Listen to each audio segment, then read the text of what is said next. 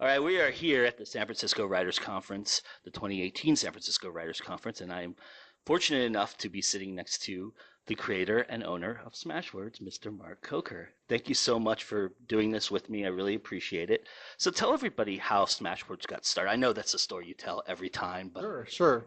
About 15 years ago, I met a young woman who ended up becoming my wife, and she had just left her prior job as a reporter for Soap Opera Weekly magazine, and her job was to go to the sets of the Hollywood soap operas and interview the actors and actresses.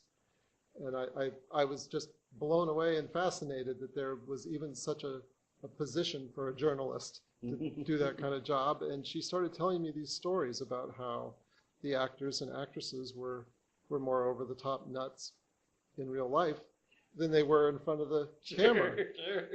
And that was unbelievable. If you've ever seen a soap opera, Yeah, well, they're over the top. Right in that movie Soap, where they did the movie where they kind of parodied that and had that all. That was an awesome movie. Was that the scene where I think Sally Field had her friend like Yeah. act like a fan? Yeah. That kind of vanity is prevalent. But so I suggested she should write a book about her experiences. She was telling me stories that were just unbelievable. And so I took a sabbatical from my job at the time. I was running a PR agency here in Silicon Valley, and we moved down to Burbank, and we started interviewing soap opera industry insiders to collect all their dirt. Collected all their information, and then we moved to a cabin in Vermont for 4 months and wrote our novel.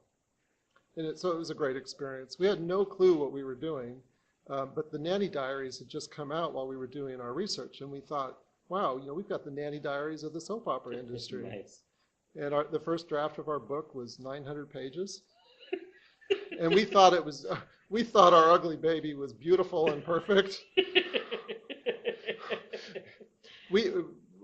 To give you a sense of how little we knew, we didn't even name the characters character names. We named these characters like composites based on their characteristics. We had a character's name was Cotton Eater because there's an actress that eats cotton as a diet aid. But it was an amazing experience writing that novel with my wife, and we did what every writer going through that journey does. We finally realized that the book was not ready for publication. It was not perfect, and it needed to be edited and revised, and we hired book doctors and editors and did multiple revision rounds and did multiple beta reader rounds. And in the end, we got it into really good shape, shopped it around to agents. We had 2 agents offering us representation, and we got to interview them, and we had to reject one of them. And that was an interesting situation. And we were lucky enough to work with Distel and Goderich, a great agency. They've since changed their name slightly. And for 2 years, our agent tried to sell the book to publishers of commercial women's fiction and got nothing but rejection. And the only feedback that we got from the publishers that we could really put our finger on was that previous soap opera novels targeted at soap opera fans, had performed poorly. So the publishers were reluctant to take a chance on us. They all say nice things about your book, but then they say it's not for us. So, Right. Our book could have been a piece of garbage, and they just were being polite. But it was a really upsetting experience because at that time, my wife and I, our sole dream was to see the book on the shelf at our local Barnes & Noble, because that's where we went for date night every Friday night. And to have the publishers just close the door on that dream was really upsetting. And especially after doing these multiple beta reader rounds and hearing the feedback from readers, fans of soap operas really enjoyed the novel. So, we felt like there was a market for it. And I started thinking about this and, thinking about, well, what are our next options? And our agent, who was actually, very progressive, he suggested that we consider self-publishing. But I had already started considering that. I had read Dan Pointer's great book, but the option felt unsatisfying to me. Sure. I didn't want to become yet another author filling their garage with thousands of unsold books. And I realized that, we could self-publish, but without access to retail distribution, we weren't going to reach any readers. Yeah. And then, with my Silicon Valley background, and I've done startups before, and part of the ethos here in Silicon Valley, for right or wrong, is that there's this idealism here in Silicon Valley that we can make the world a better place with technology and solve any problem with technology. Sometimes that's the case, and sometimes it's not. But I thought, all right, here's a really big problem. There are potentially millions of writers around the world who dream of publishing a book. Sure. And 99.9% of them are never going to be able to they're not going to get that opportunity because this traditional publishing system was not going to allow those authors to even have a chance to be judged by their readers. And so I thought there's got to be a solution here with technology. And so I looked at ebooks. And I looked around, and I came up with this crazy idea. I said, I thought, wouldn't it be really cool if someone somewhere could say yes to every author, could invest in every author? Because I really, admired and appreciated the great services that traditional publishers offer authors. They devote their expertise, their resources, their money, their connections to distribution, centuries of institutionalized expertise to help authors build careers and reach readers. But I also decided that the model was broken in the sense that even well-meaning publishers, despite their best intentions, they had to reject most of the books that came in. Yeah. And even with their smarts, they could only guess at what readers wanted to read. Often readers don't know what they want to read until it smacks them upside the head. And those black swans that come out of nowhere. Right. And so I started thinking, there are probably thousands of books that went to the grave with the author unpublished that if only they'd been given a chance, might have gone on to become, recognized as, cultural treasures, literary masterpieces that have been lost to humanity for all time. And I thought, this is just wrong. So, I came up with the idea for Smashwords. I thought, maybe I could be the one to create a free publishing platform that would allow any writer anywhere in the world to publish a book for free and have that book judged by readers. Why do you think it's important for indie authors to use Smashwords? Well, Smashwords helps authors maximize their distribution opportunities. So we make it possible for your book to appear in all the major bookstores, except for Amazon. We only distribute a small number of books to Amazon. There are millions of readers that only buy books at other retailers. Mm-hmm. And so, we're a big believer in distribution, making your book as widely available as possible so readers can discover your book. And we've built just, I think, amazing tools that make it fast, free, and easy to get your book out there. And we've built, some really great marketing and promotion tools within the Smashwords platform, like the Smashwords coupon feature. And we've continued to enhance that feature ever since we first introduced it like 9 years ago. So a lot of promotional flexibility. And of course, the Smashwords store pays the highest royalty rates you're going to find anywhere, up to 80% list, even on low-cost books. Along the lines of growing, Smashwords, what do you project in the next 5 years or 10 years down the road for Smashwords? What is coming up that you're looking to be a part of or ahead of? Because you've pretty much been always ahead of the innovation platform of the idea of ebooks. Where are you looking toward the future? What do you see in about 5-10 years that Smashwords can take advantage of? Well, core to our DNA is a love and support of booksellers and retailers and the value that they provide to society. So we're going to continue to fight to maximize the success of our retail partners. There's a limit to what we can do because ultimately they're running their own businesses and they don't always run their businesses as wisely as they should. But we're going to continue to support them. And we're also going to continue to fight, to be a positive counterbalance to, some of the predatory practices that are happening out there, not just with Amazon, but with, publishing services companies that take advantage of authors. On the tools side, we are going to continue to develop tools in the Smashwords platform that give authors more and more control over their books and how their books are promoted, and more opportunities to connect with readers. So we're going to continue focusing on serving authors best we can. What's one common mistake you see authors make in when they're submitting to Smashwords or putting themselves out there on Smashwords? Well, authors can spend a lifetime writing their books, but one of the biggest mistakes I see is that when it comes time to understand the business and understand the mechanics of publishing and how to design a beautiful book, a lot of authors get lazy. Sometimes authors are their own worst enemies. You get authors that insist upon designing their own ebook covers, even though they can afford, to spend $50 or $100 to hire a professional, they insist on doing it themselves.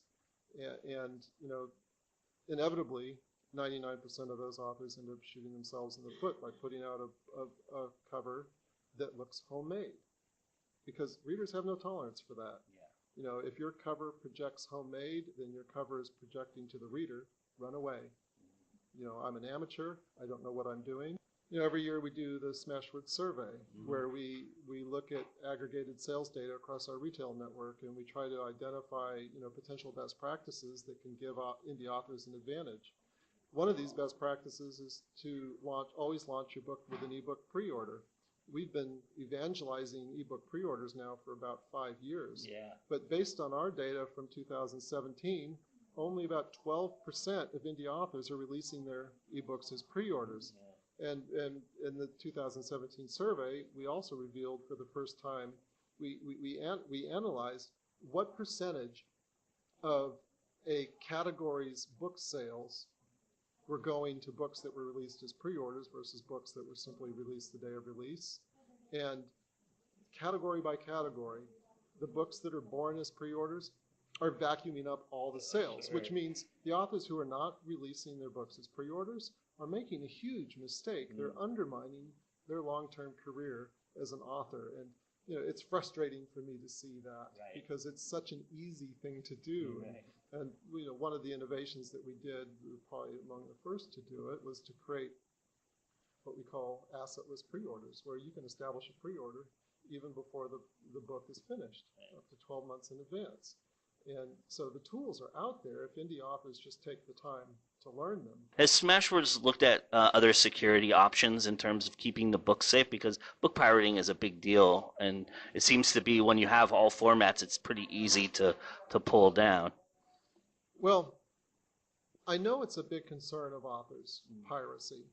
There's really nothing more upsetting than to see that your book has been stolen, a book that you deserve to be paid for. But I don't think piracy is hurting authors the way they think it is. Often when we get frantic emails from authors who think they're being pirated, we're hearing from authors that are selling really poorly, and often they're concluding that the reason is piracy. I remember, I haven't shared this story very often, but this was probably going back 7 or 8 years ago.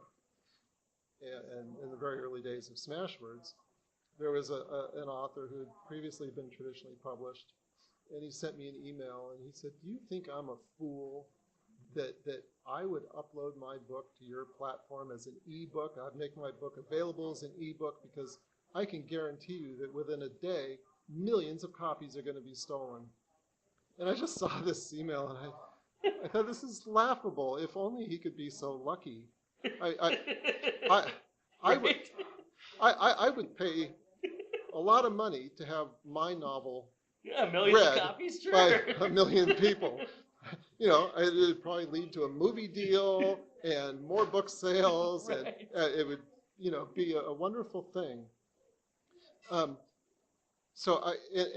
I know there's services out there now that are preying upon that fear, where you can pay them whatever, $10 or $20 a month, and they'll alert you whenever your book appears somewhere that they deem as unauthorized. That's like a constant jolt of fear to your daily day, and it's only going to upset you. I can say that most of the time when we get a report of an author's book is being pirated, often it's some shady like site that doesn't even have the book. It's just advertising the book. It's trying to steal credit card numbers, or other times it's an affiliate site, and you click the link to get the book, and it directs you to Amazon. So that site is actually doing you a service by promoting your book. But occasionally they'll have books that are unauthorized. Like if the author has a free book, often those free books end up somewhere else for free. So it's not as damaging as authors fear it is. Sure. I hate piracy. Our interests are fully aligned with the authors, because if people are stealing our books, we're not making any money either. Right. But I really hate to see authors get so wound up and so upset about it that it just paralyzes them. Yeah. Because the only way to guarantee that your book is never pirated is to never publish. And that's not an option. Right. But there are very simple steps that authors can take to minimize the piracy. Price your book at a fair price so it's affordable to your audience. Make your book fully distributed so it's available internationally at all the stores that your readers can use. And then number 3, add what we call the Smashwords license statement. And everyone has seen this statement now because we pretty much made it public domain, right. And everyone uses it now, but it's that statement that you see that says, thank you for purchasing this book. This book is licensed for your personal use only, and if you're reading this book and it wasn't purchased by you or expressly for you, then please honor the writer's hard work and purchase your own copy. So that's kind of a Trojan horse that encourages honest people, if they obtain the book, illegally, by a friend sharing the book with them, that a lot of those people will become readers. Back in the old days of print, if you read a book that you loved, you handed it to a friend, no one thought of that as piracy. Right. Or if you sold it to a used bookstore, right. No one saw that as piracy, right. Even though you're profiting, and the author doesn't profit. Right. I believe that most readers are honest. Yeah. Most readers appreciate the work from these authors, and that small minority of scumbags who only read stolen books, they don't represent a lost customer in any way. Right. And at least you got a reader. Right. So I think if authors can adopt a healthier attitude, and a lot of authors do, if they can see piracy as something that's annoying like mosquitoes, but it's not going to kill you, and it's just the price of being there, the price of being successful, then they can focus on what really matters, which is writing more books, trying to be the best writer they can, learning the best business practices of professional publishing, and just serving their readers.